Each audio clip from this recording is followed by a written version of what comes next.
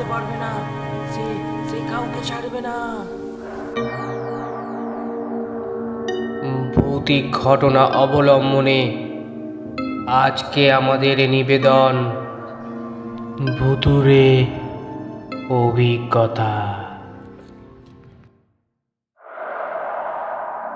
মাঘ মাসের কনকনে শীতের রাত। আমি সেদিন রাতের ট্রেনে বগুড়া থেকে বাড়ি ফিরছি। রাত 10টা 20-এ রংপুর এক্সপ্রেসে উঠলাম। যেহেতু চাট মোটর স্টেশনে রংপুর এক্সপ্রেস দাঁড়ায় না, তাই বাধ্য হয়ে বড়াল ব্রিজের টিকিট কাটতে হলো। বগুড়া থেকে বড়াল ব্রিজ পৌঁছাতে রাত 2:30 বেজে গেল। ছোট্ট একটা স্টেশন, 2-1টা দোকান খোলা আছে। দেখে শুনে এক চায়ের দোকানে বসলাম আর মনে মনে ভাবলাম আজ আর বাড়ি যাব না, স্টেশনেই সকাল পর্যন্ত অপেক্ষা করব। আমি আরাম করে পায়ের উপর পা তুলে চা সিগারেট খাচ্ছি। প্রায় আধ ঘন্টা হয়ে গেল এভাবে বসে থাকতে থাকতে।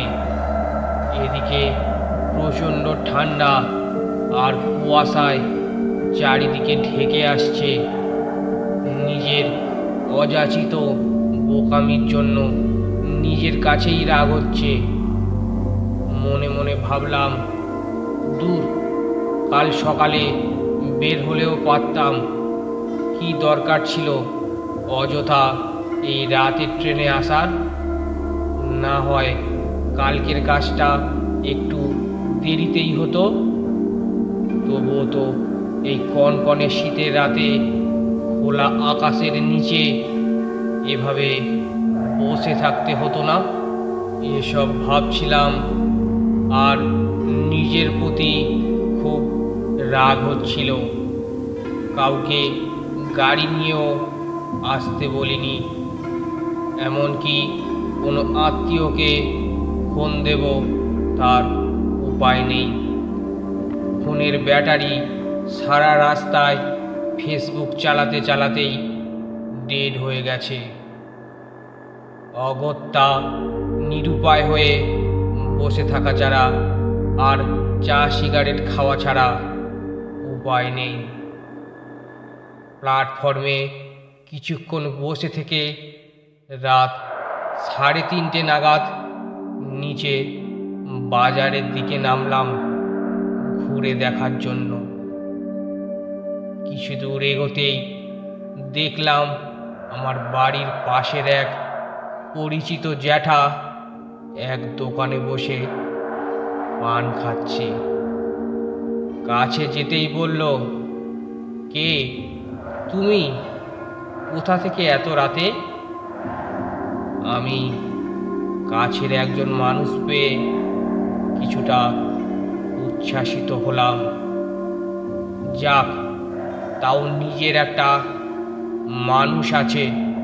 আমি বললাম, জ্যাঠা, বগুড়া থেকে আসছি, আপনি এখানে কেন? জ্যাঠা বলল, আমার মেয়ে আর জামাই আসার কথা ছিল এই ট্রেনে, কিন্তু ওরা তো আসেনি দেখছি, আর আমার ফোনটা বাড়িতেই রেখে এসেছি। কেবল দোকানদারের কাছ থেকে ফোন দিয়ে শুনি ওরা নাকি গাড়ি মিস করেছে। যাই হোক, ভালোই হলো তোমাকে পেয়ে। তুমি কি বাড়ি যাবে? আমি বললাম, হ্যাঁ যাব, কিন্তু এত রাতে গাড়ি পাবো কি করে? জ্যাঠা হাসি মুখে বলল, দূর বেটা, আমি একটা সিএনজি নিয়ে এসেছি, চল যাই। আমি মোটামুটি আনন্দে আত্মহারা। যাক বাবা, বাঁচা গেল। নদী পার হয়ে পশ্চিম পাশের বট গাছের কাছ থেকে সিএনজিতে উঠলাম। বিশ্বাস করবেন না, সিএনজিতে ওঠার কিছু সেকেন্ডের মধ্যেই আমি ঘুমিয়ে পড়লাম। এক ঘুম দেওয়ার পর কারো ডাকে ঘুম ভেঙে গেল। দেখি আমার ওই জ্যাঠা আমাকে বলল, বেটা, তোমার বাড়ি এসে গেছে, নামবে না হয় আজ আমার বাড়িতেই চলো।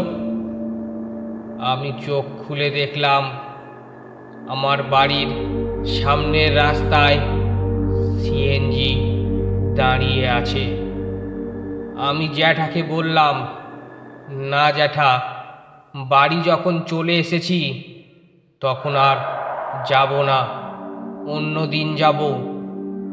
জ্যাঠা বলল, আচ্ছা, ভালো থেকো, আমি যাই। আর তোমার মা বাবাকে বলো আমার বাড়িতে বেড়াতে আসতে। আমি হ্যাঁ বলে বাড়ির উঠানে উঠতে শুরু করলাম। ততক্ষণে সিএনজি মুখ ঘুরিয়ে বড় রাস্তার দিকে চলা শুরু করেছে।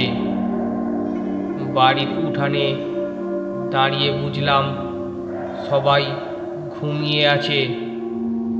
আমি আম্মার ঘরের সামনে গিয়ে দাঁড়িয়ে আস্তে আস্তে আম্মাকে ডাকলাম।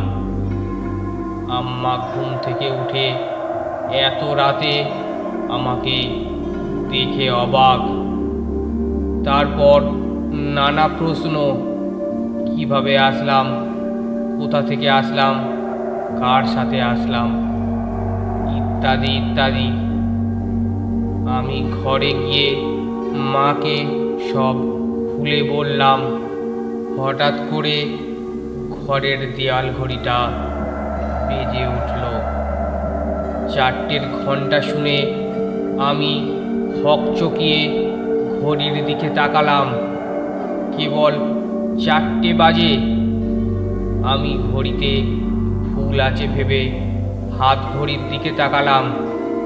4টে এখনো বাজেনি, কয়েক সেকেন্ড বাকি আছে।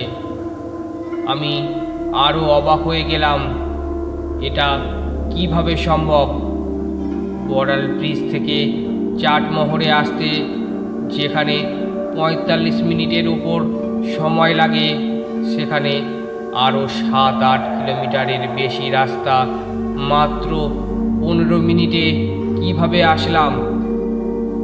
তারপর মা যখন সব কিছু শুনে বুকে দোয়া পড়ে ফুঁ দিয়ে বললেন, আল্লাহ হেফাজত করেছে, তখন একটু অবাক হয়েছিলাম বটে।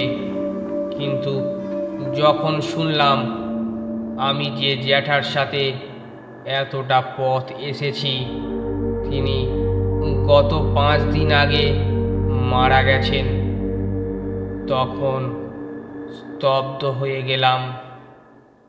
এটা একটি সত্য ঘটনা।